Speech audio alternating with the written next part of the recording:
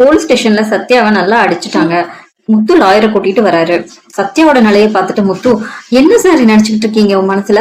யாரோ ஒருத்தர் வந்து ஏதோ ஒரு போலீஸ் கம்ப்ளைண்ட் கொடுத்தா உடனே எந்த ஒரு விசாரணையும் இல்லாம சத்யாவை இப்படி அடிச்சு சித்திரவதை பண்ணுவீங்களா?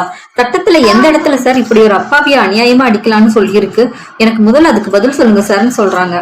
இன்ஸ்பெக்டர் அதுக்கு, முத்து கொஞ்சம் எல்லையை தாண்டாம பேசு, சும்மா இங்க வந்து சட்டம் பேசாத. ஒரு பொண்ணை கடத்திட்டு வந்து ரகசியமா வச்சிருக்கான்னு அவங்க பெத்த அப்பா வந்து இங்க முறையிடுறாரு. நாங்க என்ன வேடிக்கை பார்த்துட்டு சும்மா இருக்க சொல்றியா நீ? சார், அவன் கடத்தினதை நீங்க நேர்ல பாத்தீங்களா? இல்ல உங்ககிட்ட யாராவது வந்து சாட்சி சொன்னாங்களா?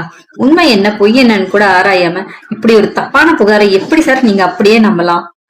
ஏன் நம்ப கூடாது? அந்த பொண்ணோட அப்பா மூர்த்தி தான் வந்து என் முன்னாடி நின்று கம்ப்ளைண்ட் கொடுத்தாரு. அங்கதான் சார் நீங்க பெரிய தப்பு பண்றீங்க. அந்த பொண்ண சத்யா கடத்தல சார். அந்த பொண்ணோட அப்பா அவளை சொந்த வீட்டுக்குள்ளேயே பூட்டி வச்சிருக்காரு. சத்யாவும் அவளும் காதலிக்கிறாங்க அப்படிங்கிற ஒரு காரணத்துக்காக சத்யாவை மிரட்டி இந்த காதல்ல இருந்து விலக வைக்கணும் தான் அவங்க இப்படி ஒரு நாடகத்தை பொய்யான கேஸ கொடுத்திருக்காங்க. என்னப்பா சொல்றேன்? நீ சொல்றதுக்கு என்ன ஆதாரம் இருக்கு? இதோ சார், சும்மா வாயால பேசல, இந்த வீடியோ ஆதாரத்தை பாருங்க. வீடியோல ரேகா, சத்யா எனக்கு என்னமோ பயமா இருக்கு, எங்க வீட்டுல இருந்து திடீர்னு போன் பண்ணி என்ன உடனே வீட்டுக்கு வர சொல்றாங்க. அதுவும் சாதாரணமா எப்பவும் போல பிளைட் டிக்கெட் புக் பண்ணாம அவங்களே ஒரு கார் அனுப்பி அதுல வர சொல்றாங்க. இதையெல்லாம் யோசிச்சு பார்த்தா எனக்கு ஏதோ பெரிய சதி நடக்கிற மாதிரி தோணுது. நீ எங்க வீட்டுக்கு வந்து நேரடியா எங்க அப்பா கிட்ட என்ன கல்யாணம் பண்ணிக்கிட்டாங்கன்னு கேட்டு அடுத்த கிழமை அப்பா இப்படி மாறி பேசுறது எனக்கு பெரிய சந்தேகத்தை ஏற்படுத்துது. ஏதோ ஒரு தப்பான பிளான் இருக்கு சத்யா, கொஞ்சம் ஜாக்கிரதையா இருன்னு ரேகா சொல்றாங்க. இப்பவாவது உண்மை புரியுதா சார் உங்களுக்கு? அந்த பொண்ணோட அவ சொந்த வாக்குமூலத்தை வீடியோவை பதிவு செஞ்சு அனுப்பியிருக்கா. இவங்க 2 பேரும் நேசிக்கிற விஷயத்த வீட்டுல சொன்ன உடனே பிளைட்ல கூட்டிட்டு போனா அதுக்கு ஆதாரம் கிடைச்சிருந்தா யாருக்கு தெரியாம கார் அனுப்பி ஆட்களை வச்சு கூட்டிட்டு போயிருக்காங்க. ஏன்னா பிளைட்ல வந்தா எல்லாருக்கும் தெரிஞ்சிடணும் அவங்க பயப்படுறாங்க. அதனாலதான் இப்ப அந்த பொண்ணை கார்ல கடத்திட்டு போயிருக்காங்க. அவளோட போன் சுவிட்ச் ஆஃப்ல தான் இருக்கு. அவளை வீட்டுக்கு கூட்டிட்டு போய் என்ன பண்ணி வச்சிருக்காங்கன்னு தெரியல. இப்பவே நீங்க அவங்க வீட்டுக்கு போய் சோதனை போட்டு பார்த்தா நான் சொல்றதுல இருக்கிற உண்மை உங்களுக்கு அப்பட்டமா விளங்கும் சார். என்னப்பா இதெல்லாம் நான் அப்படியே உண்மைன்னு நம்பணும்னு சொல்றியா? ஏங்க சார், கண்ணு முன்னாடி வீடியோ ஆதாரத்தை அக்கு வேற ஆணி வேற காட்டினதுக்கு அப்புறமும் உங்களுக்கு இன்னும் சந்தேகம் தெரியலையா? கொஞ்சம் பொறுங்க சார், இதோ என் லாயரும் வந்துட்டாரு, அவரே பேசுவாரு. என்ன இன்ஸ்பெக்டர் சார், இவ்வளவு தெளிவான எவிடன்ஸ் உங்ககிட்ட கொடுத்ததுக்கு அப்புறமா இன்னும் ஏன் அந்த பையனை காவல்ல வச்சிட்டு இருக்கீங்க? நீங்க உண்மையிலே நடுநிலையோட நேர்மையோட செயல்படணும்னு நினைச்சீங்க. முதல்ல அவங்க வீட்டுக்கு ஒரு போலீஸ் டீம் அனுப்பி சோதனை எடுங்க சார். இதுவும் போலீஸும் மூர்த்தியோட வீட்டுக்கு வராங்க. மூர்த்தி சார், எங்க உங்க பொண்ணு ரேகா? அவ இப்ப எங்க இருக்கா? என்ன சார் இப்படி வந்து கேக்குறீங்க? அது சத்யாதான் என் பொண்ணு கடத்திட்டு போயிட்டான், நான் உங்ககிட்ட கம்ப்ளைண்ட் கொடுத்துட்டு இங்க வந்து கவலையோட உட்காந்துருக்கேன். அப்படி இருக்கும்போது என் பொண்ணு எப்படி சார் இங்க இருப்பா? மகளை காணோன்னு என் நெஞ்சை வெடிச்சுன்னு போல இருக்கு சார். உடனே இன்ஸ்பெக்டர் சார், இவர்கிட்ட இப்படி பேசிட்டு இருந்த காலம் தான் வீணாகும். இந்த வீட்டுல எத்தனையோ ரூம் இருக்குல்ல, நீங்க நேரடியா போய் எல்லா இடத்தையும் தேடி பாருங்க சார்ங்கிறாங்க. மூர்த்தி உடனே, இங்க பாரு முத்து, யாரோ ஒருத்தர் சொல்ற வெட்டி பேச்சை கேட்டுக்கிட்டு பெத்தப்ப என் மேலேயே நீ சந்தேகப்படுறது எந்த விதத்துல நியாயம்? உலகத்துல எந்த அப்பாவது சொந்த மகளையே கடத்தி வைப்பானா? இந்த காலத்துல பணத்துக்காகவும் அந்தஸ்துக்காகவும் என்ன வேணா பண்ணுவாங்க. யாரையும் அவ்வளவு சீக்கிரம் நம்ப முடியாதுன்னு முத்து சொல்றாங்க. இன்ஸ்பெக்டர் உடனே, முத்து சார், எங்களுக்கு நம்ப தகுந்த இடத்துல இருந்து தகவல் வந்திருக்கு. உங்க பொண்ணு நீங்க தான் இங்க அடைச்சு வச்சிருக்கீங்கன்னு சந்தேகம் இருக்கு. நாங்க வீட்டை சர்ச் பண்ணணும், கொஞ்சம் வழி விடுங்கிறாங்க.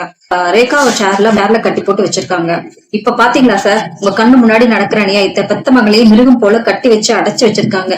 இப்படி அவளை உள்ள பூட்டி வச்சுட்டு வெளியில வந்து சத்யா மேல பழி போட்டு பொய் வழக்கு ஏத்திருக்காங்க. அதை நம்பி நீங்க சத்யாவை விபரீதமா அடிச்சு காயம் பண்ணிருக்கீங்க. இதுக்கெல்லாம் நீங்க கண்டிப்பா சட்டப்படி பதில் சொல்லியே ஆகணும் சார். இன்ஸ்பெக்டர் உடனே மூர்த்தியை பார்த்து, என்ன சார் இப்படி ஒரு துரோகத்தை பண்ணிருக்கீங்க? உங்க பொண்ணை காணும்னு நீங்க சொன்ன பொய்ய நிஜம்னு நம்பி நாங்க ஒரு அப்பாவிய கைது செஞ்சு சட்டத்தை என் கையில எடுத்து அவனை காயப்படுத்திட்டோம். இதுக்கெல்லாம் நீங்க தான் முழு காரணம் சார். உங்களை தான் இப்ப முதல்ல ஜெயில தூக்கி போடணும். மூர்த்தியை போலீஸ் ஸ்டேஷனுக்கு கொண்டு வந்துட்டாங்க. மூர்த்தி தனக்குள்ளேயே நொந்துக்கிறாரு. இந்த சிந்தாமணி பேச்சை கேட்டு நான் மொத்தமா அசிங்கப்பட்டு போயிட்டேன். என் பாட்டுக்கு நான் பைனான்ஸ் பிசினஸ் பார்த்துட்டு அமைதியா கௌரவமா இருந்தேன். ரேகா விஷயத்த நானே என் முறைப்படி கையாண்டு இருக்கேன். இவன் சொன்ன தப்பான ஐடியாவை கேட்டு காரியத்துல இறங்கி கடைசியில் இப்ப நான் ஜெயிலுக்கு கம்பி என்ற நிலைமைக்கு வந்துட்டேன். என் கௌரவம் மரியாதை எல்லாம் போச்சு. என்ன நம்பி காசு போட்டு பினான்ஸ் பார்ட்னர்ஸ் எல்லாம் என்னை பத்தி என்ன நினைப்பாங்க? இன்ஸ்பெக்டர் மூர்த்தியை பார்த்து, இதுக்காக ஒரு கௌரவமான குடும்பத்துல இருந்துட்டு இப்படி ஒரு கீழ்த்தனமான வேலையை செஞ்சீங்க சார். இதுல என் தப்பு எதுவுமே இல்ல சார். என் மனைவி சிந்தாமணி தான் என்னை இப்படி பண்ண சொல்லி கட்டாயப்படுத்தினான். அவ சொன்னனாலதான் இந்த தப்பையே செஞ்சேன். உடனே போலீஸர் சிந்தாமணியோட வீட்டுக்கு போய் அவளையும் கூப்பிட்டு வந்துடுறாங்க. சிந்தாமணி மேடம், உங்க கணவர் மூர்த்தி உங்க மேலதான் முழு பழியும் போட்டிருக்காரு. உங்களை நாங்க கைது செய்யணும். வாங்க, இந்த சதி திட்டத்துக்கு நீங்க தான் முழு பொறுப்பு. என்ன சார், அவர் எதை சொன்னாலும் அப்படியே கேட்டுட்டு வந்து என்ன அரெஸ்ட் பண்ணுவீங்களா? அவருக்கும் எனக்கு இடையே கருத்து வேறுபாடு இருந்து நாங்க பிரிஞ்சு வாழ்ந்து எத்தனையோ வருஷம் ஆகுது. என் மேல இருக்கிற தனிப்பட்ட வன்மத்துல அவர் எதையாவது சொல்லி வச்சிருப்பாரு. அதையே நம்புறீங்க? நீங்க சொல்ற நியாயத்தை எல்லாம் இங்க பேசாதீங்க மேடம். எதுவா இருந்தாலும் ஸ்டேஷனுக்கு வந்து பேசுங்க. வண்டியில இறங்க முதல்ல.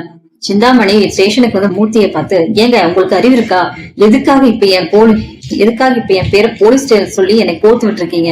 நம்ம பெத்த பொண்ணோட வாழ்க்கை நல்லா இருக்கணும்னு தானே நம்ம 2 பேரும் சேர்ந்து இந்த பிளான பண்ணோம். அதுக்காக இப்ப என்ன அரெஸ்ட் பண்ணி வச்சு உள்ள கொண்டு வந்து உட்கார வச்சிருக்கீங்க. இதுல என்ன கொடுமைனா, வெளியில எடுக்கணும்னு கூட கொஞ்சம் பொறுப்பு இல்லாம நீங்க பாட்டுக்கு அமைதியா உட்கார்ந்து இருந்தா என்ன அர்த்தம்? நீ வாய மூடு. நான் சும்மா கையை கட்டிட்டு உட்கார்ந்து இருந்தேன், நீ பாத்தியா? இந்த இக்கட்டான சூழ்நிலையை தான் இங்க வந்து என்ன பண்ண முடியும்னு யோசிச்சு நம்ம லாயர் கிட்ட பேசிட்டு தான் வந்தேன். நான் ஒரு வழியை கண்டுபிடிக்கிறதுக்குள்ள நீ எல்லாத்தையும் கெடுத்துட்ட. இன்ஸ்பெக்டர் உடனே, ஏய் என்ன நினைச்சிட்டு இருக்கீங்க 2 பேரும்? என்ன உங்க வீட்டு ஹால நினைச்சீங்களா இல்ல சண்டை போடுற இடமா? போலீஸ் ஸ்டேஷன்ல கொஞ்சமாவது பயம் இருக்கா? கொஞ்ச நேரம் அமைதியா இருங்க 2 பேரும் சொல்றாரு. ரேகா போலீஸ் ஸ்டேஷனுக்கு வரா. அவங்க அம்மாவை பார்த்துட்டு, அம்மா உங்களுக்கு நான் சத்யாவை கல்யாணம் பண்ணிக்கிறதுல விருப்பம் இல்லைன்னா அதை என் முகத்துக்கு நேரம் சொல்லி மறுத்திருக்கலாம். அதை விட்டுட்டு இப்படி சத்யா மேல ஒரு அபாண்டமான பழிய போட்டு அவனை குற்றவாளியாக்கி போலீஸை வச்சு இப்படி மிருகத்தனமா அடிக்க வச்சிருக்கீங்களே, இதெல்லாம் உங்களுக்கு அசிங்கமா இல்லையா? நீங்க என்னதான் சூழ்ச்சி பண்ணாலும் என் உயிர் வரை நான் சத்யாவை மட்டும்தான் கல்யாணம் பண்ணிப்பேன். எங்க கஷ்டப்பட்டு சம்பாதிச்ச அந்த பணத்தை நீங்களே வச்சுக்கோங்க.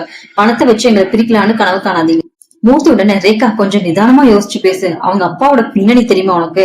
அவன் ஒரு கொலைகாரன், எத்தனையோ திருட்டு வேலைகளை பண்ணி ஜெயிலுக்கு போனவன். இதெல்லாம் தெரிஞ்சுதான் பேசுறியா? அப்பா நீங்க எதை சொல்லி என்ன மிரட்டணும்னு நினைக்கிறீங்களோ அதை பத்தி சத்யா என்கிட்ட முதலேயே எல்லாவற்றையும் ஓப்பனா சொல்லிட்டாரு.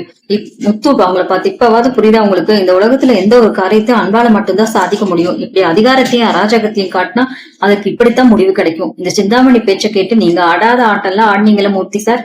உங்க மேல எவ்வளவு பெரிய மதிப்பு வச்சிருந்தேன் தெரியுமா? கடைசியில நீங்களும் இந்த சிந்தாமணியோட கூட்டோட சேர்ந்து உங்களோட சுயரூபத்தை காட்டிட்டீங்க. பரவாயில்ல, அவங்க உங்க மனைவி, அவங்க சொல்றது தப்பான புத்தியை கேட்கறதுக்கு உங்களுக்கு பெருமையா இருக்கலாம். ஆனா இப்ப உங்களோட சொந்த மகளே உங்களை கைவிட்டுட்டு போயிட்டா. அந்த வழி இப்ப புரியுதா சார் உங்களுக்கு?